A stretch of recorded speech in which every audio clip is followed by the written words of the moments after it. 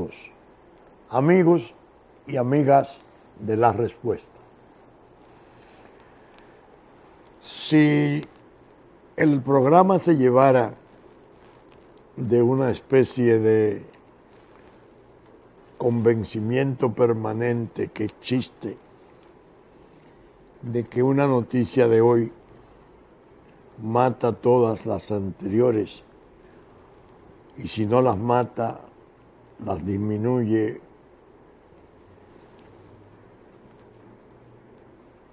evidentemente tendría que hablar de la muerte de Fidel Castro, del significado de esa muerte, de lo que se ve venir hacia futuro como destino de Cuba. Pero ese es un tema tan importante que La Respuesta tomó la decisión de no tratarlo ahora.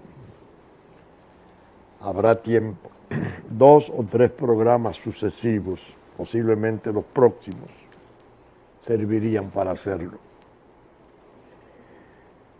Yo busco ser consecuente con algo que dije en el programa de la semana pasada. La otra noticia importante que superó a esta de la muerte de Fidel fue la elección de Donald Trump en Estados Unidos. Parecía incluso que se iba a dar un choque de trenes colosal, pero la guardavía de la muerte desvió una locomotora, solo queda otra pendiente, según afirmara, de embestir a los vagones restantes de la revolución, tan repletos de historia y de intereses vitales para la región y el mundo. Pero eso es tema para otros programas. Debo de completar el pasado. El pasado para mí, el del fin de semana pasado, fue un programa muy importante porque tenía un insumo, dirían un issue, muy poderoso relativo a las declaraciones del presidente Obama al salir de la cumbre, la 24ª cumbre Asia-Pacífico, en relación a la diferencia que existe entre Rusia y Estados Unidos. Y dijo, Rusia es una importante, es un gran poder militar, pero Rusia no se preocupa de reconstruir Haití. Nosotros sí, tenemos que enorgullecernos de eso. No es una carga, es un honor. Espero que todos los presidentes lo tengan claro, señaló Obama. Yo creo que fue espectacular la revelación y para nosotros los dominicanos reviste una importancia enorme, porque ha sido la única vez que el presidente Obama se ha pronunciado, sobre todo en una forma tan específica y categórica, saliendo de una cumbre mundial, después de 4 minutos tensos de conversación con el líder ruso Vladimir Putin. Qué orgulloso se siente de lo que han hecho en Haití. Yo digo que hay la necesidad de examinar en este programa de hoy a 2 presidentes norteamericanos, Bill Clinton y Barack Obama, en relación al conflicto inmenso de la República Dominicana, de servir de pivot, de plataforma, de zapata a la solución haitiana, mediante el derrame incesante, desbordante de población sobre el territorio nuestro, en procura de crear un tipo de minoría de presencia territorial tan alta que tenga la necesidad de incorporarse y el derecho a la vida pública, que pueda participar en las elecciones, que pueda trabajar en una forma severa en la destrucción de las instituciones que han estado sirviendo de guardianas de la soberanía, como el Tribunal Constitucional, la Junta Central Electoral, en fin, derrumbar todo cuanto la Constitución nuestra y los fallos nuestros, tanto el del Tribunal Constitucional como el precedente de la Suprema Corte de Justicia del 2005, queden sin efecto, se le dé paso a la versión de la Corte Interamericana de Derechos Humanos en cuanto a que ese artículo 18 de la Constitución nuestra no tiene sentido, y en fin, ir al Estado binacional como la solución más favorable. Estos dos hombres liberales, hombres de poder, el primero fue 8 años poder, 92-2000, el segundo sale ahora en enero, 2008-2016, hay que examinarlos, porque eso nos va a permitir poder hacer esfuerzos en lo que va a ser el campo de acción de otro presidente norteamericano, Donald Trump, que viene e irrumpe, para sorpresa del mundo, en el poder, y que tiene unas posiciones considerablemente diferentes a las de estos dos presidentes demócratas de Estados Unidos.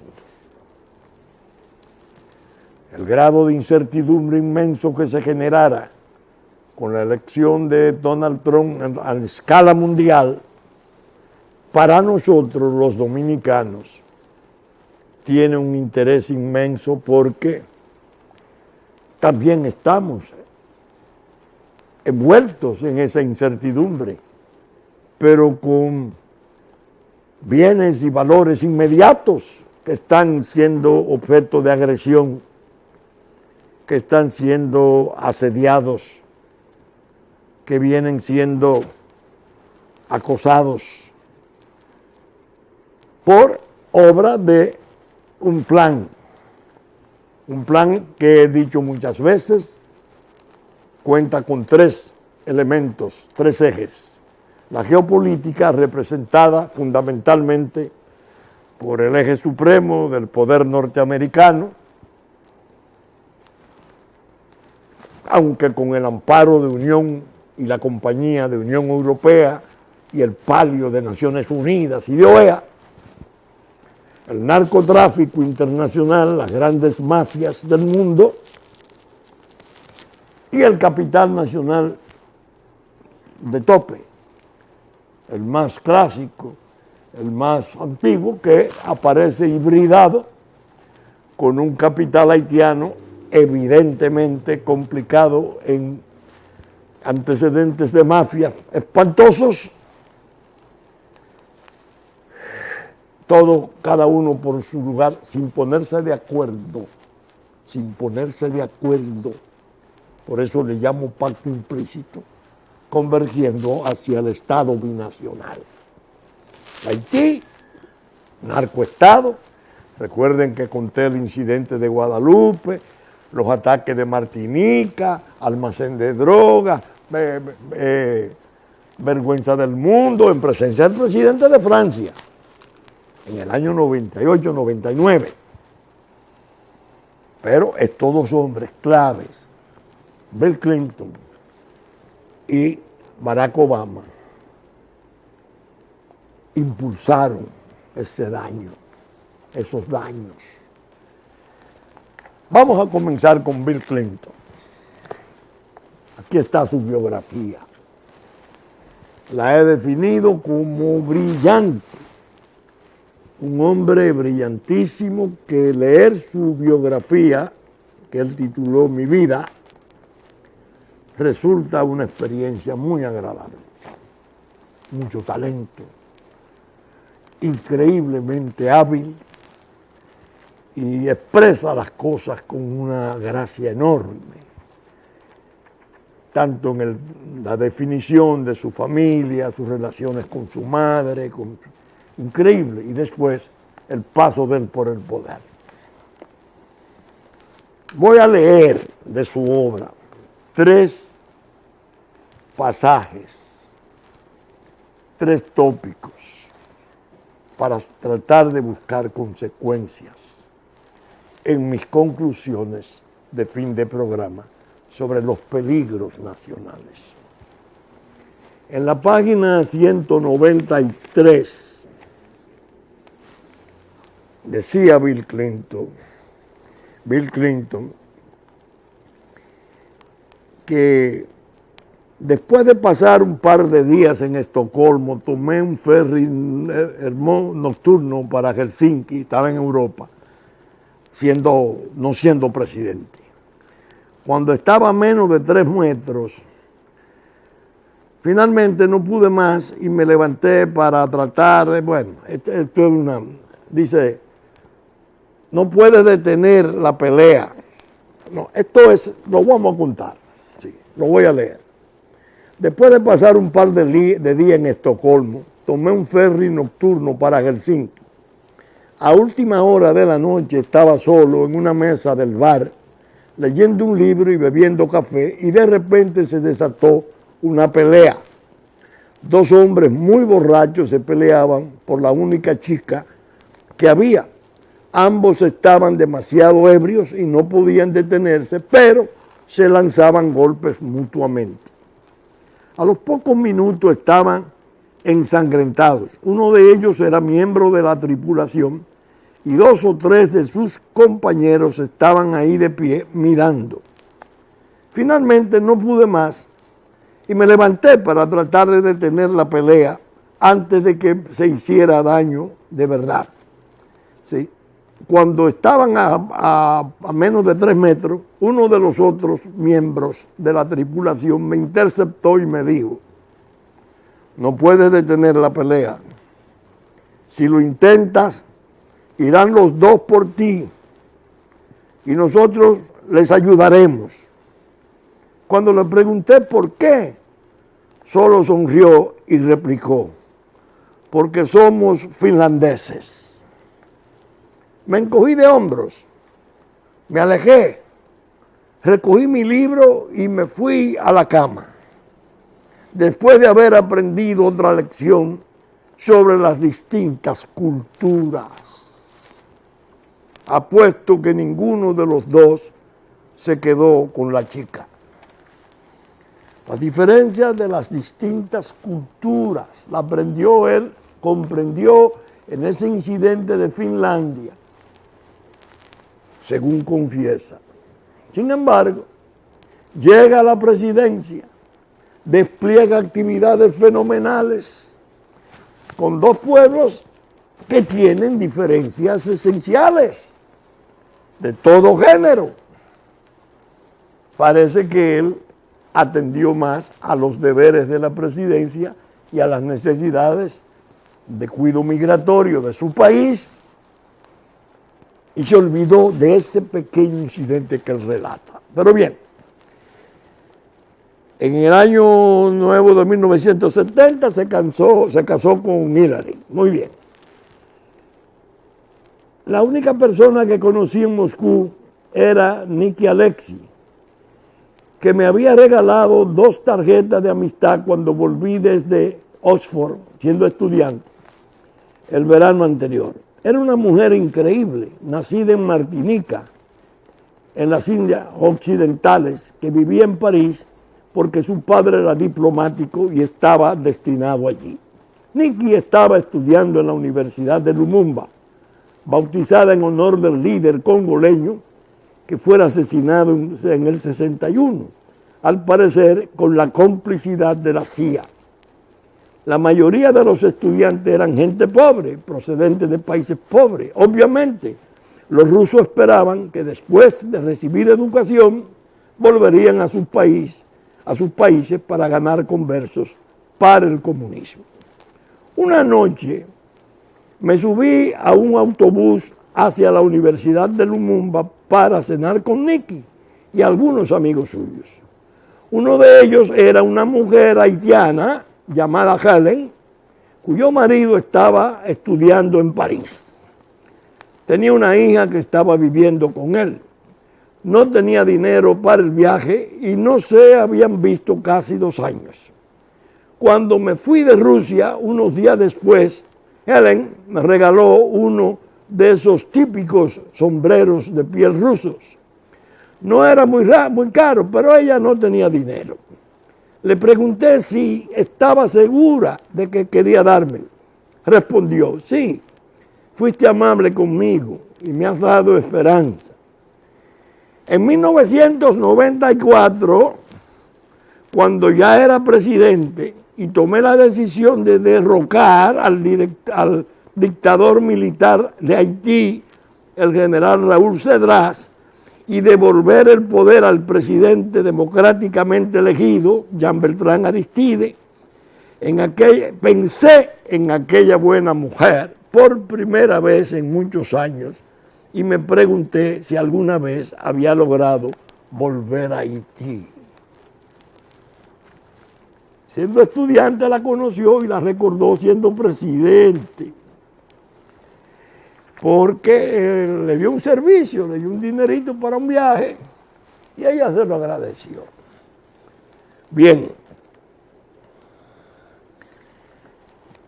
este es el vudú, el otro pasaje. Mientras mediaba al respecto, mi amigo David Edward, que trabajaba en el Citibank, me llamó y me pidió que fuéramos con él a Haití, ya casado. Digo que tenía suficientes puntos de regalo para pagar los 3 billetes de avión y quería ofrecernos el viaje como regalo de boda.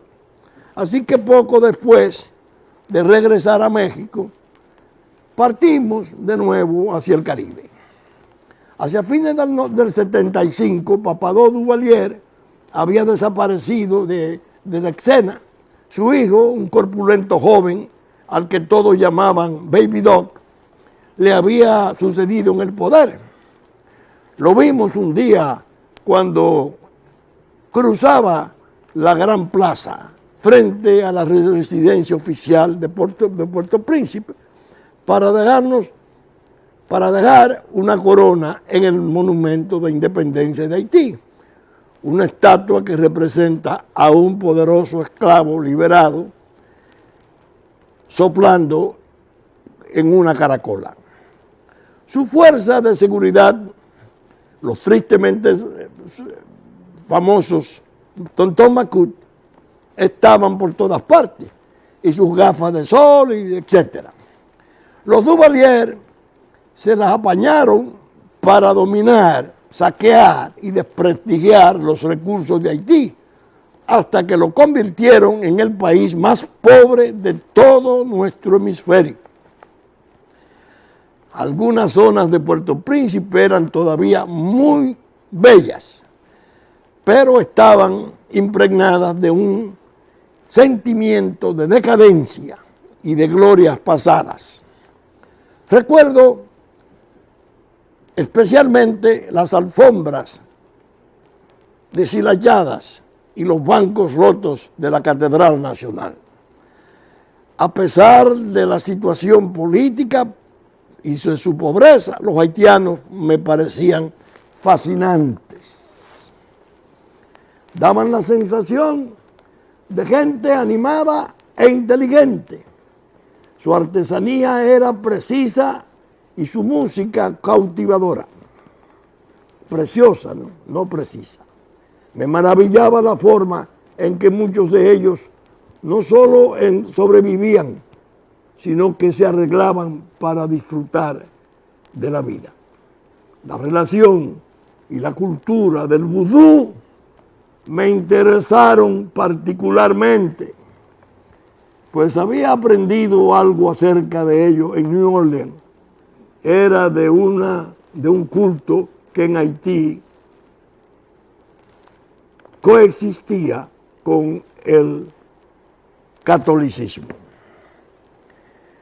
El nombre de la religión tradicional haitiana procede del dialecto ton de Benin, de África Occidental, donde se originó el vudú.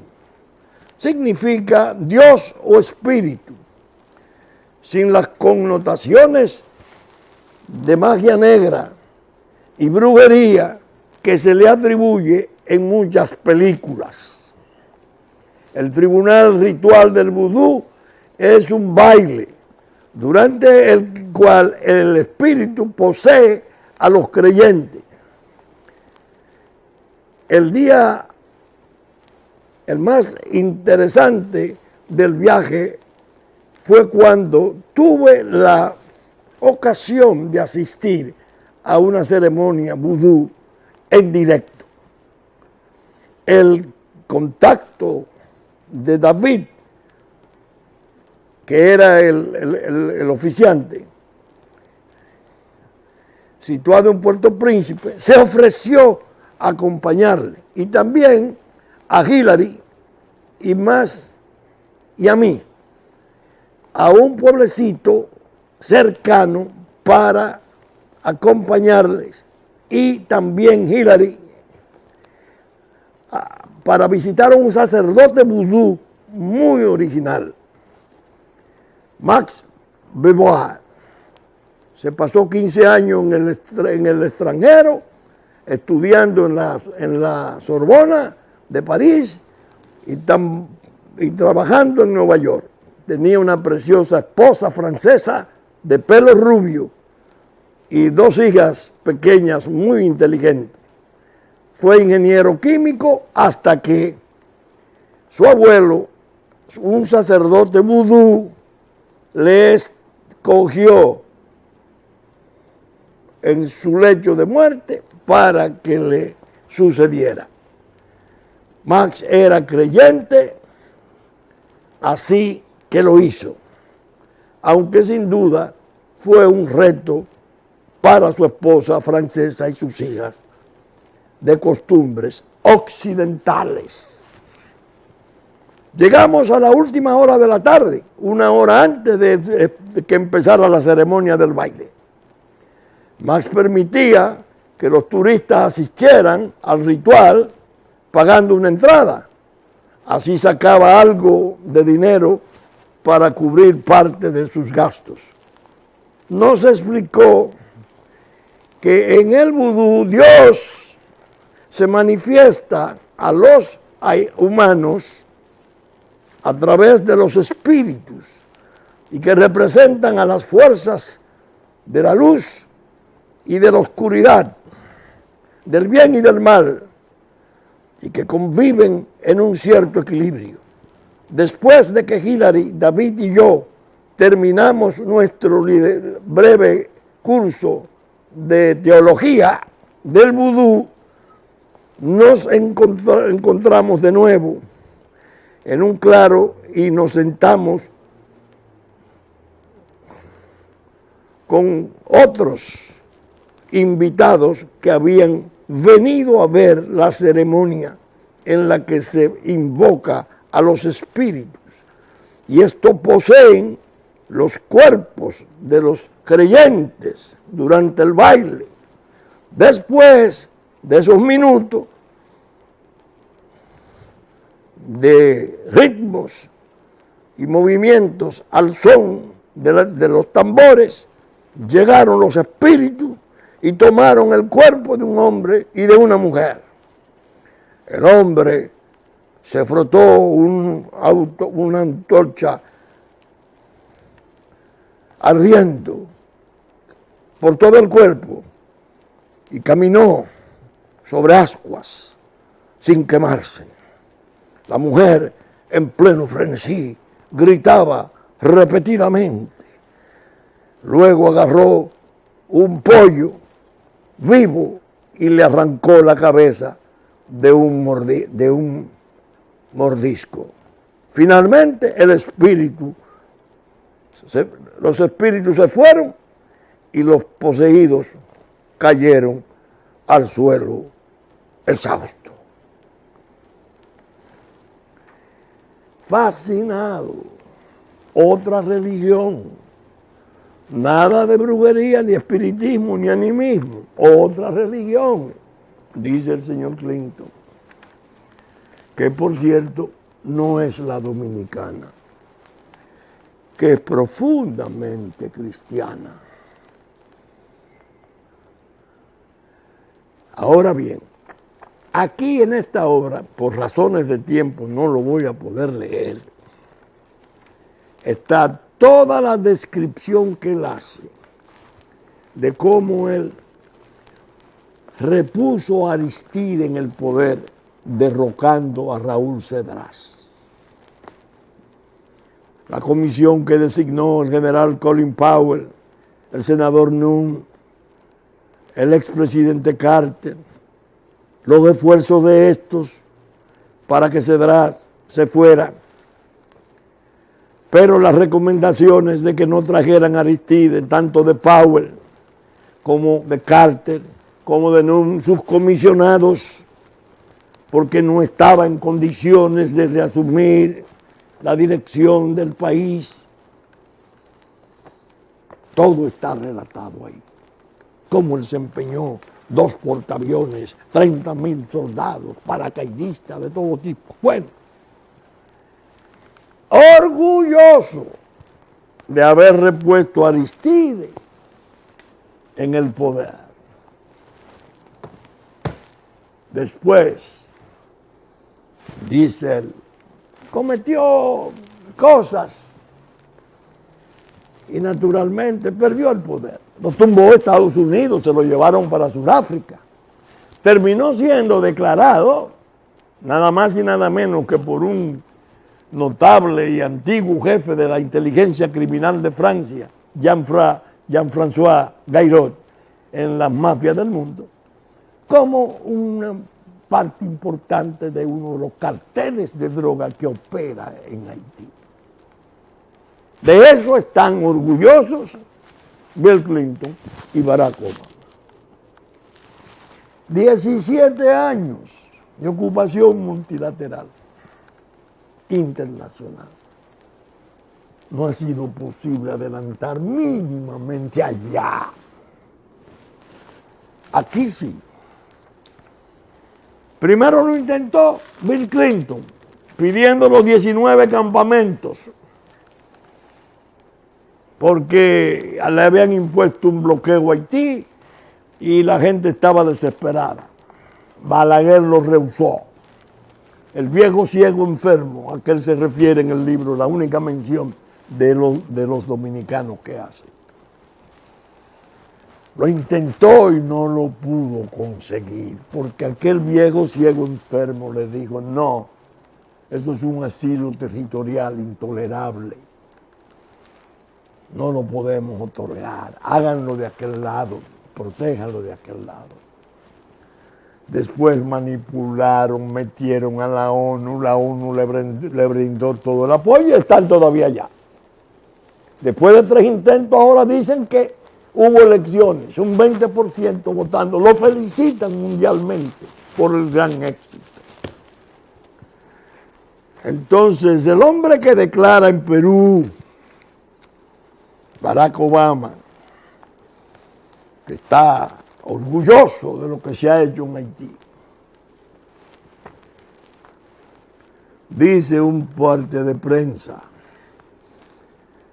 fechado en Miami, mecanismos perfeccionados de deportación, la deportación de Obama. Estados Unidos anunció la reanudación de la entrega a Haití de los inmigrantes indocumentados de esa nacionalidad una decisión que pone fin a la interrupción de las deportaciones que decretó el gobierno estadounidense tras el territorio del 2010. La moratoria de las deportaciones decretada por Estados Unidos ya cambió en abril del 2011 con la decisión de entregar a Haití a los inmigrantes haitianos condenados por delitos graves que planteaban una amenaza para la seguridad estadounidense o que tenían órdenes finales de expulsión. Para el secretario del Departamento de Seguridad Nacional, Jeff Johnson, desde el 2011 la situación de Haití, cito, ha mejorado lo suficiente ya para comenzar de nuevo con las deportaciones. La situación en Haití ha mejorado lo suficientemente como para permitir que el gobierno de Estados Unidos expulse a los haitianos de una manera más regular, en consonancia con la práctica usada con los nacionales de otros países, argumentó en un comunicado Johnson. Con más de la mitad de la población en la pobreza, Haití celebrará elecciones generales el 9 de octubre, una cita crucial para que la democracia de este país, tras la invalidación de los comicios de octubre del 2015, por supuestas irregularidades. La decisión de Estados Unidos llega después de un aumento significativo del número de haitianos que trata de entrar en territorio estadounidense a través de las fronteras sureste, indicó un alto funcionario del Departamento de Seguridad Nacional en una llamada telefónica con un reducido grupo de medios de comunicación. Según indicó ese alto funcionario que pidió el anonimato, muchos inmigrantes haitianos tratan de entrar a Estados Unidos a través del paso fronterizo de San Isidro en San Diego, California. De este paso fronterizo recibió en el año fiscal 2015, 1 de octubre de 2014 al 30 de septiembre de 2016, un total de 330 inmigrantes haitianos. Oigan, 339. Una cifra superada con creces en este año fiscal 2016, con un énfasis, una entrada de hasta ahora de 5.000 haitianos. Ya están resueltos los problemas de Haití. El presidente Obama está contento con lo que está pasando. En el 11 eran 330, en el 16 eran 5.000. Para llegar a Estados Unidos los haitianos atraviesan México, etc. Entonces, ocurre una publicación donde se dice, Dios mío, estamos examinando dos expresidentes de Estados Unidos, ya uno casi ex. Obama, el deportador en jefe, según los datos del Departamento de Inmigración de Estados Unidos, el presidente saliente Barack Obama es el que más inmigrantes ha deportado bajo su mandato, un total de 2.571.860 personas fueron devueltas a sus países en la era de Obama. No llega a los 3 millones que ha prometido Trump, sin embargo, hay que tener en cuenta que estos datos solamente contabilizan hasta junio del 2016. Los latinos le han apodado, tras esos 8 años, como el deportador en jefe por este récord. Podría pensarse en este aumento de expulsiones, se debe a un aumento de la presión migratoria, pero el número oficial de inmigrantes legales ha permanecido prácticamente estático. La idea es leer estas cosas, poner en evidencia con ello la insinceridad de ambos. Ellos no admiten la emigración haitiana. Brasil no la admite. Venezuela no la admite. Colombia no la admite, mínimamente. Brasil se declaró en alerta por 1.300 que llegaron a la frontera. su frontera creo que con Bolivia, donde ellos sí tienen interés que emigren esa República Dominicana.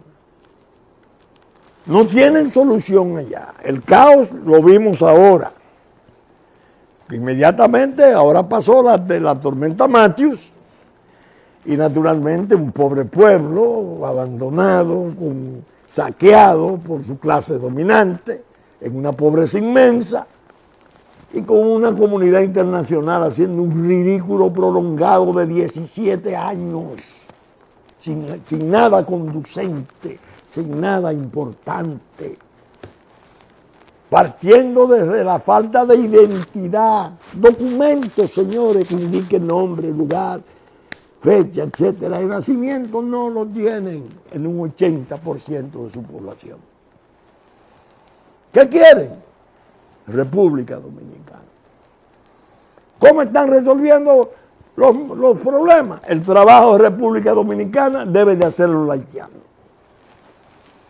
No importa que esas remesas, que son miles de millones de pesos que ellos remiten a sus familias, sean remesas que privan al trabajador dominicano del empleo. Han encontrado la situación política ideal, un gobierno, y desgraciadamente, hay que decirlo, el Partido de la Liberación Dominicana que fundara Juan Bosch, aquella montaña, aquel Everest de dignidad y patriotismo que fuera Juan Bosch, no ha tenido un papel relevante, un papel de defensa liberatoria del país, una queja, un stop a todo el abuso. Por el contrario, han lucido plegados, han lucido entregados, casi como si se tratara de un trato implícito de permanencia del poder por entrega de soberanía, de integridad territorial, de identidad incluso, de nacionalidad incluso. ¿Cómo se ve en esta incertidumbre de Trump? Es muy importante no perder de vista la actuación de los presidentes demócratas frente a República Dominicana. Ahora acaba el presidente electo, Donald Trump, de hacer unas declaraciones que la cadena Fox reprodujera, muy interesante. Él dijo que iba a instruir a sus embajadores por designar, a fin de que examinen y analicen la participación de la Fundación Clinton, especialmente en Colombia y Haití. Cuando surgió esa declaración, yo me dije, caramba, ¿cómo se está deteriorando tan gravemente el poder en Estados Unidos en esos niveles? Él había dicho, yo no voy a perseguir a la señora Clinton, los Clinton han sufrido mucho ya. La señora Clinton le había felicitado, pero un partido minoritario verde, que me dice alguien que ha recibido más recursos para impugnar las elecciones en 4 estados que lo que pudieron recabar para las elecciones, alega falsedad, alega fraude. Parece que la posición del presidente electo Trump es una respuesta, entendiendo que la importante presencia de los Clinton puede estar de trasfondo en ese ataque a la legitimidad de su triunfo.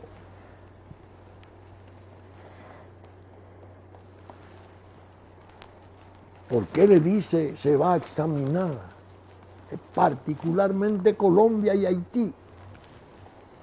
Haití, los problemas, el oro, por desgracia, para los Clinton, la concesión de la mina de oro, que es prolongación de la reserva de oro nuestra, inexplotada aquella, inexplotada esta todavía, de Restauración, una compañía que resultó concesionaria para su explotación, es presidida o es un miembro importante en ella, un hermano de la señora Clinton, Rodman, apellido Rodman. ¿Qué es esto? Hay una versión sobre intereses en Telefónica, intereses que de algún modo a gente vinculada a la corriente de la campaña Clinton se le menciona. Entonces nosotros, los dominicanos, que hemos sido tan pateados, tendríamos un material importante para explorar en la incertidumbre, la espesa incertidumbre de lo que habrá de hacer el señor Trump. ¿Qué podemos nosotros alegar como daño? No daño colateral, no, daño directo, daño planeado, ejecutado fríamente, la destrucción de un Estado. El señor Clinton, que lo intentó con los campamentos en el 94, que no pudo porque Balaguer se negó. En el fondo debe estar orgulloso, porque los campamentos eran 19 de 20,000 habitantes, eran 500,000. Y ahora han logrado, en forma pacífica, por 81 pasos de la frontera, según confesión del Ministerio de Exteriores de Haití, más de 2 millones. Es decir, que el señor Clinton resulta nombrado gobernador, el representante del presidente Obama en todo lo que fuera el auxilio después del terremoto. Es lógico que piense, que haya pensado, bueno, esta es la mejor oportunidad que tenemos para favorecer a Haití, para salir del problema de Haití, que es un problema que yo describo en mi obra, mi biografía, diría Clinton, como un problema catastrófico de connotación mundial a nivel de Corea del Norte y Somalia. Lo dice ahí. Entonces, bueno, ¿qué encuentra en República Dominicana? ¿Otro Balaguer? ¿Otro Bosch? No. Desgraciadamente. Hacen el acuerdo con el gran capital, creo yo, que se enaltece volando en sus jets y pagando sumas millonarias por ese vuelo, examinando la frontera, donde se van a hacer los grandes desarrollos, incluso con el apoyo de los organismos internacionales, para borrar la frontera con la economía.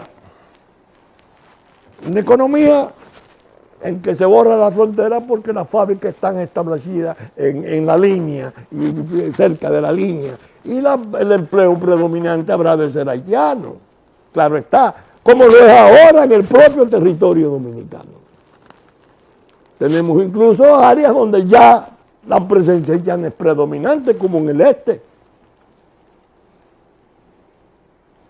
En Bávaro, esa parte ahí del este.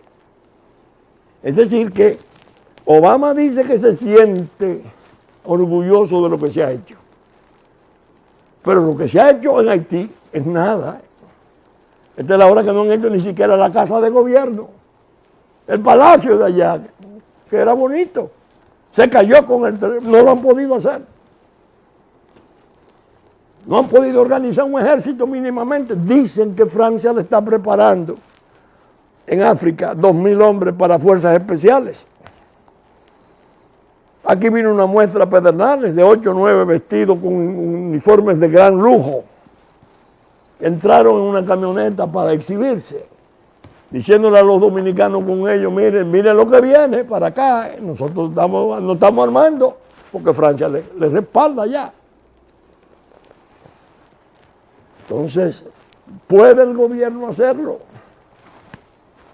Me permito dudarlo, porque el gobierno evidentemente está en gran modo secuestrado. Secuestrado en el sentido de que las decisiones de política exterior nuestra en relación a ese tema la ha decidido Estados Unidos. Quebraron incluso la palabra del presidente dominicano, tanto en asamblea como en La Habana, en un evento importantísimo de USLA. Todo, como dije, se derrumbó y nos están pisoteando.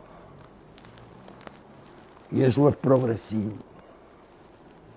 Ahora uno, examinando el resultado de las elecciones, dice, Dios mío, gracias Señor, nos viste con ojos de piedad. Si esa gente hubiera ganado, ¿quién hubiera podido contener ese embate? Un embate progresivo, ultracivilizado, en nombre de la humanidad,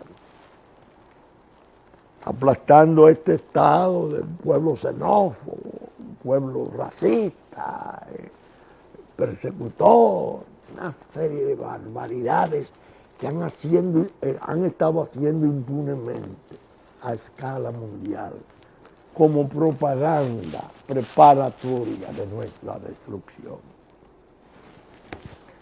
Pero bien,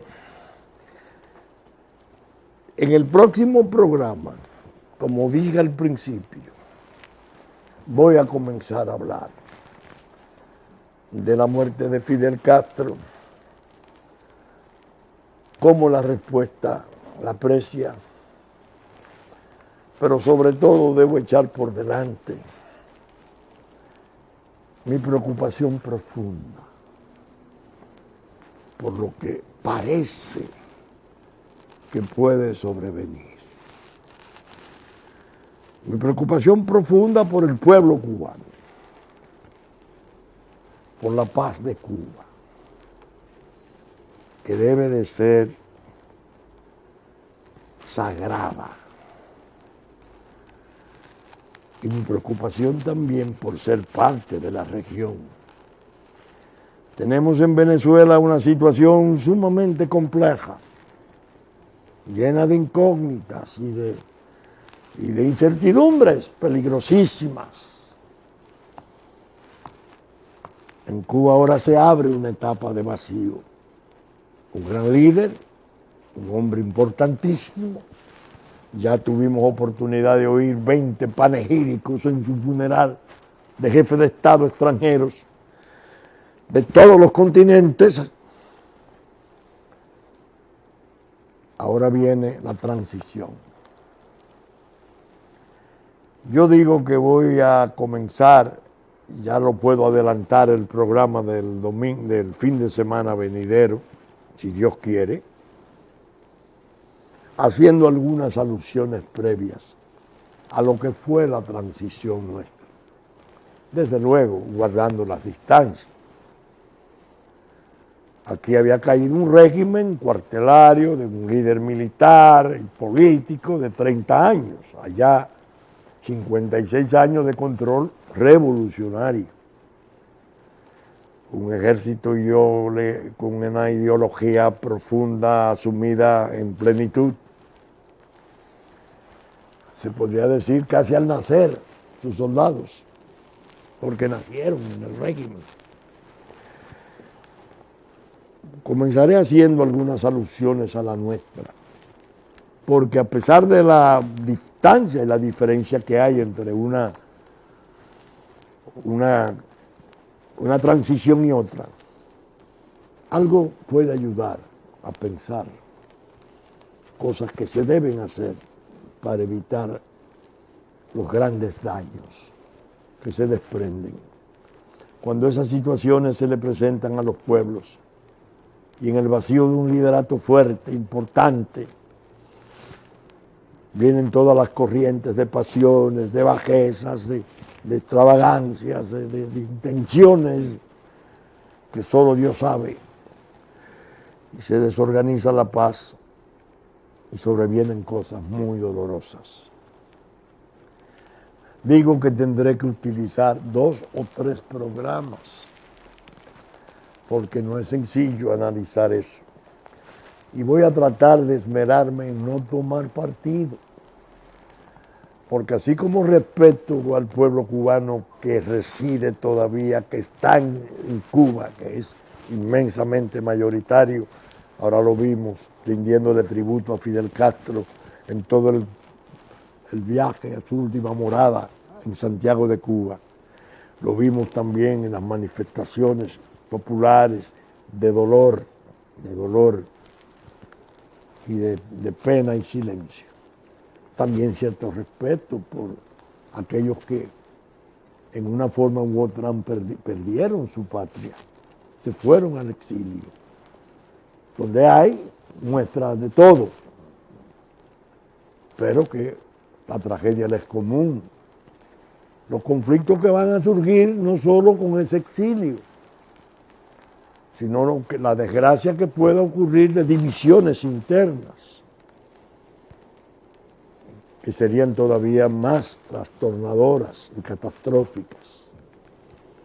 Es decir, que en los programas que vienen, anticipo, los voy a reservar para tratar el tema, no solo por la cuestión Cuba en sí, sino por la cuestión región, porque nosotros tenemos trastornos gravísimos, silenciosos, ahí están, caminando, es como una marejada secreta, callada, que nos está empujando al abismo, en medio de esta aparente normalidad que tenemos.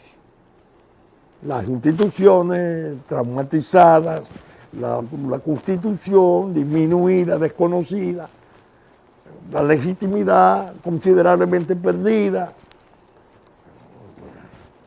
el endeudamiento imparable,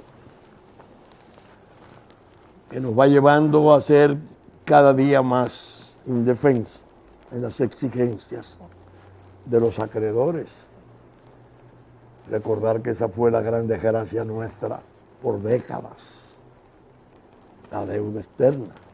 Todo eso, sumado a Venezuela y la región, no solo son 2 o 3 programas, quizás media vida para poder tratarlo debidamente. De todos modos,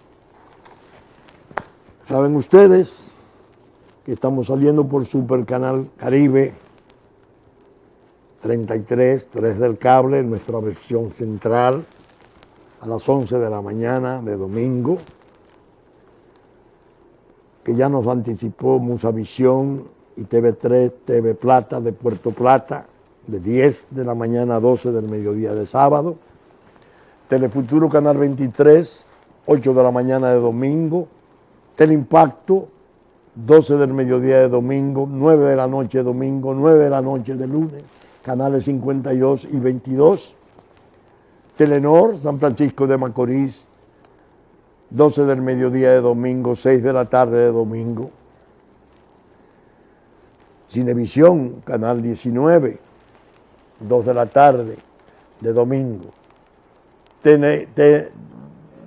TNI, canal 51, 7 de la noche de domingo, Diario